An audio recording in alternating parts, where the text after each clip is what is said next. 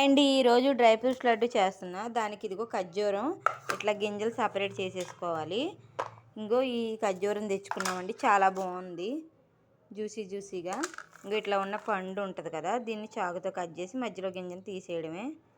గింజను తీయాలి ఎందుకంటే మిక్సీ పడతాం కదా.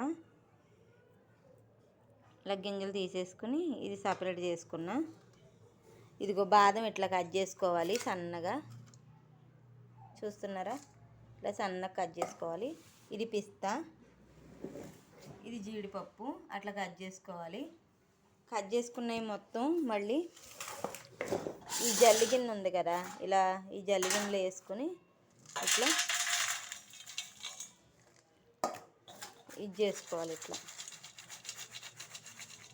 అలా సన్నగా రవ్వ కిందకు వచ్చేస్తుంది కదా, దాన్ని సపరేట్గా మళ్ళీ ఇవన్నీ ఫ్రై చేసుకోవాలి నెయ్యిలో. అప్పుడు ఈ రవ్వ మొత్తం 3 జల్లెడ పట్టిన రవ్వ లాస్ట్లో వేయాలి. ఇప్పుడు వీటితో వేస్తే మాడిపోతుంది. హాయ్ అండి, ఇదిగోండి కడాయి వెలిగించుకొని,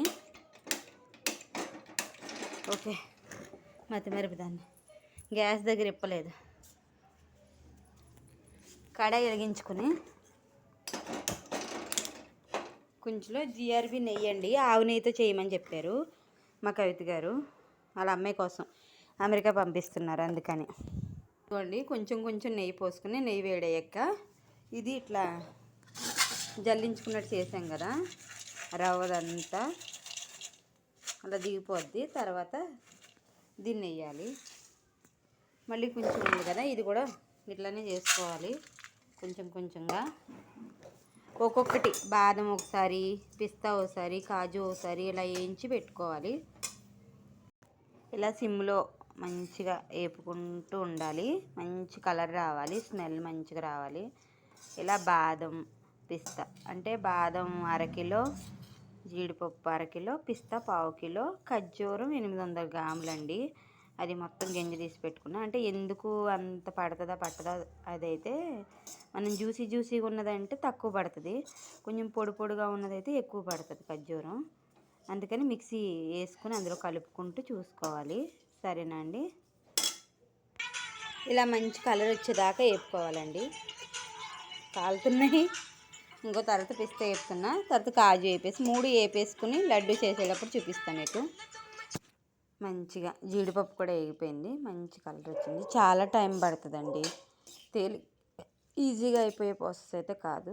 కానీ హెల్తీగా బయట కొనుక్కునే కన్నా ఇంట్లో చేసుకోవడం బెటర్ అనుకొని కష్టపడి చేసుకోవడం తప్ప. ఈ కలర్ రావాలి, అది సిమ్లోనే వేగాలి, మరీ ఎక్కువనే వేయకూడదు, అలాగని తక్కువ వేయకూడదు. ఇక చూడండి ఇట్లా పొడి ఆడుతూ ఉండాలి. కలర్ మట్టుకు ఇలా మంచి కలర్ రావాలి. ఇదిగోండి సన్న రవ్వ ఇది వచ్చింది, ఇది లాస్ట్లో వేపుతాను.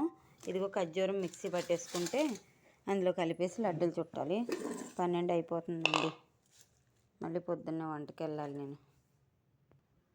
మిక్సీ పట్టుకున్నాను ఖర్జూరం, ఇలా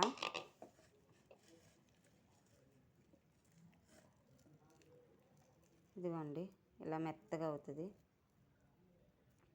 దీన్ని ఇందులో కలుపుకొని బాగా ఉండలు చేసుకోవడమే, అది కూడా చూపిస్తాను మీకు. ఇదిగోండి ఖర్జూరం అంతా వేసేసుకొని ఇలా కలుపుకొని బాగా కలపాలండి. ఖర్జూరం వేసాక కాలిపోతుంది, వేడి వేసా కదా. మీకు వంట చేసాక కూడా చూపిస్తాను, కానీ అబ్బో చాలా వేడిగా ఉంది బాబాయ్, కొంచెం చల్లారనిద్దాం. హాయ్ అండి, ఇగో లాస్ట్కి ఫైనల్ ఇలా వస్తాయి లడ్డూలు. చూడండి, tasty dry fruits laddu ready.